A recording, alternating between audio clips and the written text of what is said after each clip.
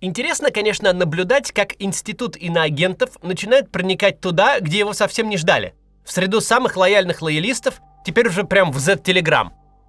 Новость, собственно, в том, что известного Z-блогера второго эшелона с аудиторией в Телеграме чуть больше 150 тысяч человек поймали на договорнике. Он обсуждал откат в 50 миллионов из денег на помощь военным. А теперь его и вовсе объявили иностранным агентом. Фотка чувака в российской военной форме рядом с плашкой иностранного агента выглядит нелепо. Есть в этом что-то сорокинское.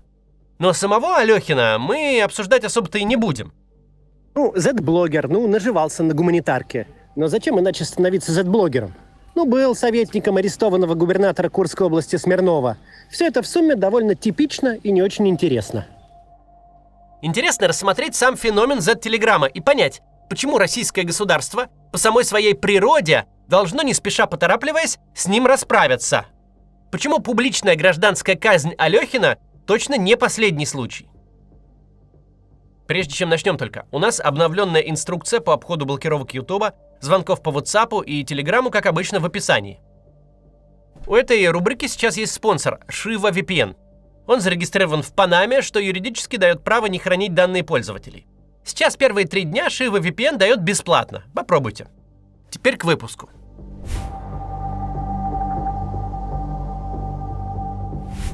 Это удивительный и недооцененный момент. Вот вроде как российское государство всю дорогу полагалось на пропаганду и раскормило ее до ужаса. Сделало всех этих Соловьевых, Киселевых, Симоньян и прочих Громовых долларовыми мультимиллионерами. На пропаганду тратятся десятки миллиардов напрямую из бюджета и неизвестное количество денег косвенными методами, например, через тот же «Газпром». И при этом та самая пропаганда в военное время полностью провалилась. Оказалось, что за долгие годы информационной монополии эфирные российские медиа наглухо утратили нюх и какую-либо связь с аудиторией. Не просекли, в какой момент пора перестать рассказывать о скором падении Киева и бегстве Зеленского. Когда уничтожать каждый день десяток химарсов, брать в плен тысячи солдат НАТО и заново уничтожать все украинское ПВО, вновь и вновь замыкая кольца окружения везде и всюду, будет уже перебором. Российская пропаганда слишком долго жила с ощущением, что если ее утверждения противоречат реальности, то тем хуже для реальности. Поэтому, когда у Украины начались явные и неоспоримые успехи, когда пришлось отступать от Киева, когда пошел ко дну крейсер «Москва», когда уничтоженная украинская авиация вдруг разнесла российский НПЗ, когда любому наблюдателю стало ясно, что война захлебывается, даже в этот момент до них не дошло, что победные реляции уже смехотворны и нужно срочно менять тон. Для массовой аудитории, которая смотрела войну как телешоу, все было ок. Но для той части зрителей, которые действительно поверили в идею захватить Киев и оккупировать Украину, для милитаристской прослойки официальный нарратив превратился в один большой мем. Эта часть аудитории оказалась в информационном вакууме. В телевизоре Соловьев и Коношенков, которых всерьез нельзя воспринимать уже вообще никак. В интернете придворные военкоры типа Сладкова или Коца пересказывают телевизор своими словами. Ровно в этот вакуум и всосало тот самый Z-Telegram, который мы с вами знаем сегодня. Его авторы очень разные. Кто-то раньше вел каналы правонационалистического толка на несколько тысяч подписчиков. Кто-то участвовал еще в войне на Донбассе 14-15 годов. Потом занимался каким-то, например, движением на этих территориях, типа поставок гуманитарной помощи. Состоял во всяких стремноватых клубах, типа ветеранов Новороссии. И бесконечно жаловался аудитории в 100 человек, что Россия забыла русскую весну и бросила Донбасс. Кто-то годами ходил по разным околокремлевским организациям, начиная еще с Росмолодежи и Движения «Наши», или сидел на незаметных должностях помощников и советников где-то в регионах. А кто-то вообще никогда не имел дела ни с журналистикой, ни с политикой и открыл в себе страсть к писательству уже на фронте. Что объединяет почти всех Z-блогеров? По состоянию на 23 февраля 2022 года они никто и звать их никак. Их имена, никнеймы, кликухи, позывные либо вообще никому не известны, либо их знает настолько крошечная аудитория, с которой и на пакетик чая не налутаешь. Если и есть персонажи, которые по-настоящему выиграли от войны, то это не путинские олигархи. Да, у них стало больше номинальных миллиардов, но сильно меньше реальных возможностей получать удовольствие от своего бабла. Это не наша любимая швея из Иваново, которая получала 25 тысяч за сарафаны, а стала получать 125 за бушлаты, но осталась швеей. Это тем более не те несчастные, которые пошли по контракту складывать буйную голову. Ведь миллионные выплаты без головы им пользы не принесут. А вот Z-блогеры действительно изменили свой социальный статус только благодаря войне. Война действительно стала событием, изменившим их жизнь к лучшему. Оказавшись в ситуации, когда кроме официальной пропаганды нет ничего вообще, эти люди просто за счет того, что не повторяли за телевизором слово в слово, а были на одной волне с провоенной публикой и ее ощущениями, взлетели вертикально и обрели популярность, немыслимую в иных обстоятельствах. В военное время легко и стремительно делаются головокружительные карьеры. Во всяком случае, обычно. А у нас все не совсем обычно. Обсудим все это после небольшой рекламы. Посмотрите, пожалуйста. Иммиграция в США – тема, в которой запросто можно потеряться. Формы, сроки, переводы, разные мнения от знакомых. Все это чаще мешает, чем помогает. На самом же деле, успешный переезд прежде всего начинается с понятного плана. Именно его помогает сформировать M&M Document. Это команда, которая помогает получить грин-карту, то есть постоянный вид на жительство в США через визу таланта, с правом жить, работать и получить паспорт через 5 лет. M&M специализируется на иммиграционных программах EB-1 и EB-2 NIW. Для получения одобрения по ним вам не понадобится работодатель, не требуется сверхдостижений вроде Оскара или Нобелевки. Это программа для тех, у кого есть профессиональный опыт и реальные достижения в своей сфере. Вы можете быть как IT-специалистом, так и врачом, ученым, руководителем, архитектором, спортсменом или просто профессионалом своего дела. Список подходящих специальностей и критериев гораздо шире, чем многие думают. Весь процесс от оценки шансов и выстраивания стратегии до подачи петиции и получения грин-карты команда берет на себя. M&M действует не по набору шаблонов, а точечно работает с каждым кейсом. Офис компании находится в Нью-Йорке. Их специалисты хорошо понимают, как проходит процесс одобрения. У них был опыт работы со сложными кейсами и с другими иммиграционными программами. До 1 октября по промокоду CATS у них действует скидка в 25% на подготовку кейса по программам EB-1 и EB-2 NIW. Чтобы узнать, подходит ли ваш случай для этих программ, оставьте заявку по ссылке в описании. С вами свяжутся, подробно расскажут, как все устроено. Вы сможете записаться на консультацию с экспертами, которые дадут вам четкий план действий, рекомендации и при необходимости сопроводят при подготовке кейса и помогут получить грин-карту. Скидка в 25% действует только до 1 октября. Успейте ее получить, ссылка в описании. Спасибо, что смотрите рекламу, она позволяет каналу оставаться независимым и существовать. Продолжаем. Война, как и революция, это всегда время головокружительных карьер. Уникальный момент, когда лейтенант может стать генералом. Когда люди через армию не просто пробиваются в политику, но становятся президентами, а в отдельных случаях вообще императорами. У нас такого не происходит нигде. Один наш комнатный Бонапарт попытался было заняться оппозиционной политикой, даже на Москву сходил, но как-то не срослось, и он с неба упал. Никаких героев отчизны из вчерашних зэков у нас не выходит. Z-Telegram – единственный уголок исключений.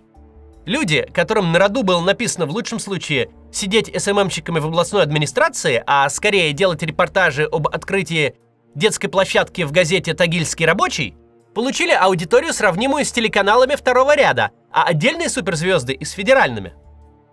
Авторы с невеликим талантом и специфическим отношением к русскому языку, у которых никогда не было ни денег, ни признания, внезапно обнаружили себя лидерами мнений, сидящими на огромном бабле. До войны Гиркин Стрелков, главная людоедская звезда Рунета, вел стримы в обстановке тотальной нищеты, в каком-то углу затрапезной квартиры и собирал 200-500 просмотров. Сейчас Z-блогеры делают на рекламе миллионы, а что важнее, через них проходят десятки и сотни миллионов на самые разные сборы для воюющей армии. И происходит то, что и должно происходить в подобных ситуациях, когда на людей внезапно сваливается лучшая версия их жизни. Они начинают жить свою лучшую жизнь. Когда те, кто всю прошлую жизнь прозябал в статусе «не пришей кобыле хвост», вдруг дорываются до бабла, не нужно, в общем-то, гадать, чем они немедленно займутся.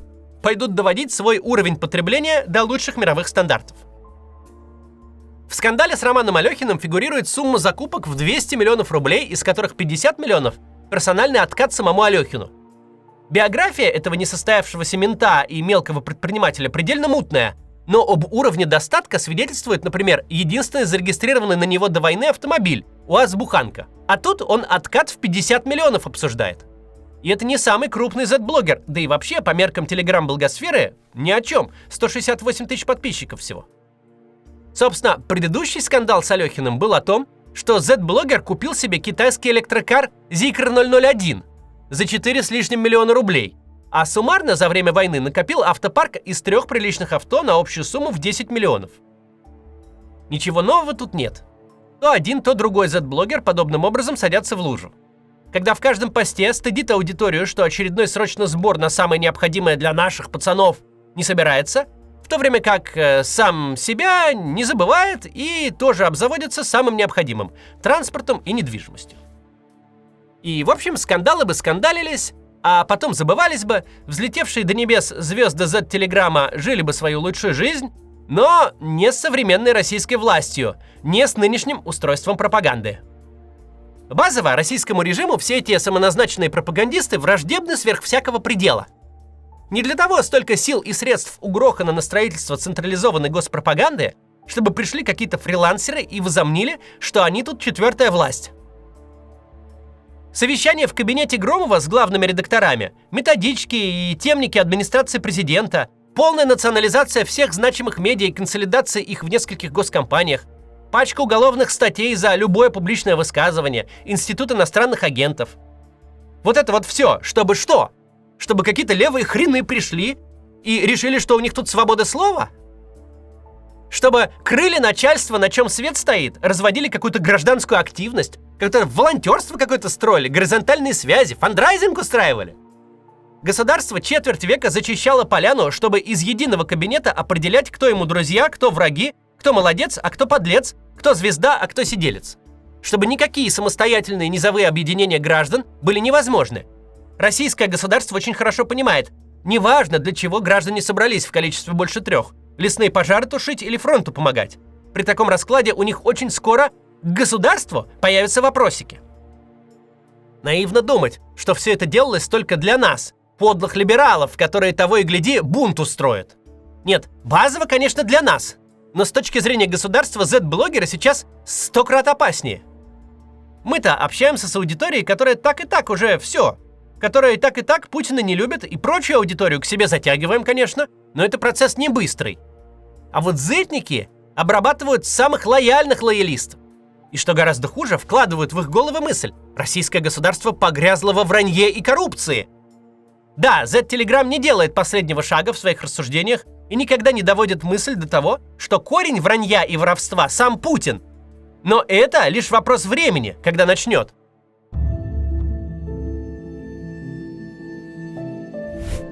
Цветущая вольница Z-блогеров без конца рассказывает, что война идет совсем не так радужно, как ее презентует Путин. Z-блогеры собирают с миру по нитке на трусы, носки, бронежилеты и дроны, создавая впечатление, что государство не в состоянии снабжать собственную армию. И государству это совсем не в кассу. Оно очень недвусмысленно заявило об этом летом 23-го года, отправив Гиркина-Стрелкова чалиться на нары. Все эти самопальные правдорубы базово не ко двору и возникли в результате случайности, которую хорошо бы повернуть вспять. Но у Z-телеграмма и особенно у многочисленных срочносборщиков есть еще и персональный враг с огромным влиянием – Владимир Соловьев, который почти с самого начала войны строит собственную сетку телеграм-пропаганды, а еще имеет собственный СВР-фонд для сборов на войну. Амбиции Соловьева понятны и очень хорошо укладываются в логику российского государства. Соловьев хочет стать эдаким Ротенбергом для всего провоенного телеграм-вещания и всей Z-активности по сбору денег. Чего это какие-то тимуровцы с улицы на что-то там собирают и деньги по углам разворовывают? Деньги должны собираться централизованно и разворовываться централизованно, специально назначенным доверенным государственным служащим. Сложно спорить с коллегами Алехина по Z-телеграмму, когда те предполагают, что за публикацией записи про откаты стоит Соловьев. Что удар это не по Алехину, а по всей индустрии самодеятельных военных собирателей, чтобы прибрать к рукам эту золотую жилу.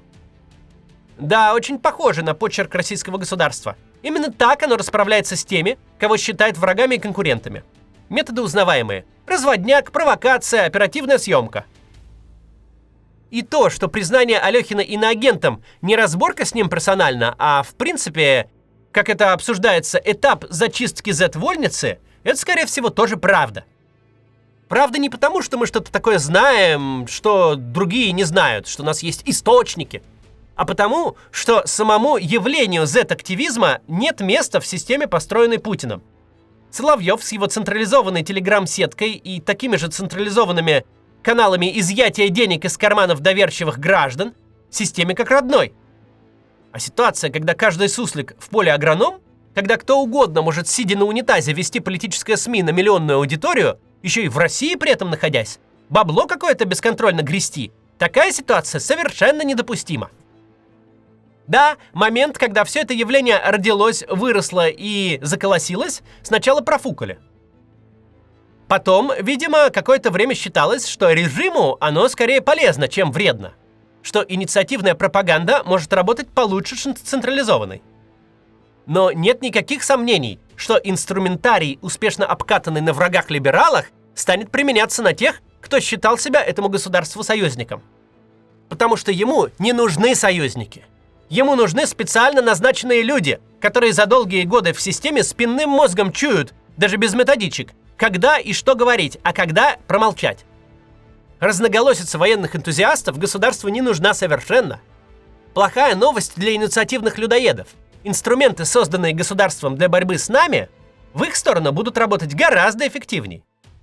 Мы-то можем уехать, найти альтернативные способы окупать свой контент, VPN вот рекламировать. А те, у кого совсем уж ничего не получилось, могут по гуманитарной визе в очень развитой и комфортной стране начать новую жизнь. А вот те, кто побежал вместе с государством кровищи обмазываться, очень быстро обнаружат, что у них нет пространства для маневра.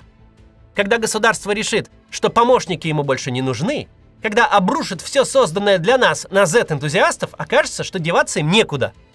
И произойдет это обязательно. По той простой причине, что никакой Z-телеграм, никакие сборы на бронежилеты, никакие конкуренты государству не просто не требуются, а вредны и опасны. Я обычно такие ролики заканчиваю советом объекту обсуждения. Но тут советов людоедам ехать в Дубай я давать не буду, потому что их и из Дубая даже, несомненно, выгонят. Если вас вдруг угораздило российской армии деньги собирать или телеграм в ее поддержку вести, вам остается только сидеть как кролик на съедение в вольере удава. Удав до вас обязательно доберется. До завтра.